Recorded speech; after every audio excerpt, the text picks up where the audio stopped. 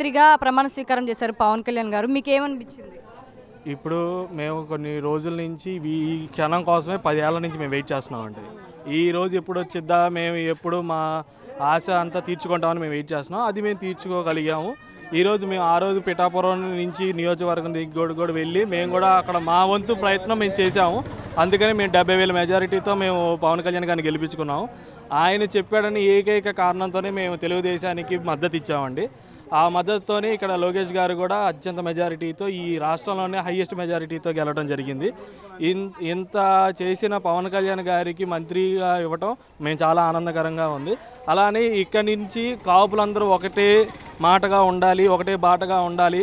మన ముద్రపద్మ రెడ్డి గారిని చాలా ఆనందంగా రెడ్డి వర్గంలోకి మేము పంపించేసేసి మా కాపులు వాళ్ళ వరకే ఉండాలని కోరుకుంటున్నాము.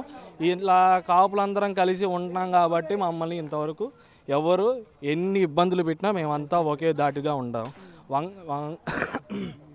రంగా గారి స్ఫూర్తిని మేము ఎప్పుడూ మర్చిపోము. రంగా గారు మాకు ఎంత చేశారో ఈ రాష్ట్రానికి ఎంత చేశారో అందరికీ తెలుసు. అలానే రంగా గారిని మేము ఆ రోజు మా యువకులు లేకపోవడం వల్ల రంగా గారిని మేము కోల్పోయాం. కానీ ఇప్పుడు పవన్ కళ్యాణ్ గారు అదే స్థానంలో వచ్చి మేము ఆయన మీద చెయ్యేస్తే మాత్రం ఎవరం ఊరుకోండి. అలానే ఇక్కడ ఉన్న ప్రతి ఒక్కళ్ళు ఇక నుండి జనసేనని 2029లో ఏది ఆయన్ని సీఎం చేసుకొని మేము అందరం ఇక్కడి నుంచి బయలుదేరుతాం. ఇవాళ ఇక్కడ గుళ్ళో ఏం ప్రోగ్రామ్ చేశారండి?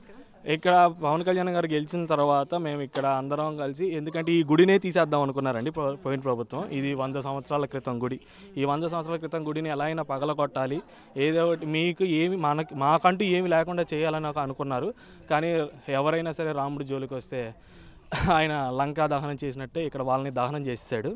అందుకని ఈరోజు మా గుడిని మేము కాపాడుకున్నందుకు, మా పవన్ కళ్యాణ్ గారు మాతో పాటే ఉన్నందుకు ఈరోజు మేము ఇక్కడ 1001 కొబ్బరికాయ కొట్టి ఆయనకి మా తరపున మేము చెప్పాల్సిన సంతోషాన్ని మేము తెలుపుతున్న ఉత్సాహం మాది. ఇది ఈ రకంగా మేము చూపించుకున్నాము. అలానే మా ఊరిలో ఉన్న వాళ్ళందరూ ఇక్కడే వచ్చి ప్రసాద స్వీకారం అన్నీ చేశారు. ఇది మాకు చాలా ఆనందంగా ఉంది. ఏదో ఒక రోజు పవన్ కళ్యాణ్ గారు మళ్ళీ ఇక్కడికి వస్తారు. ఇక్కడికి వచ్చినప్పుడు మా నుంచి లాక్కున్నవన్నీ మేము మళ్ళీ తిరిగి తీసుకుంటాము. తిరిగి తీసుకున్నప్పుడు పవన్ కళ్యాణ్ గారి చేత ఇన్ని ఓపెన్ చేయించి ఇక్కడ బ్రహ్మరథాన్ని అసలు ఈ పిఠాపురంలోనే కాదు, ఇప్పటంలో బ్రహ్మరథం అంటే మేము చూపిస్తాం.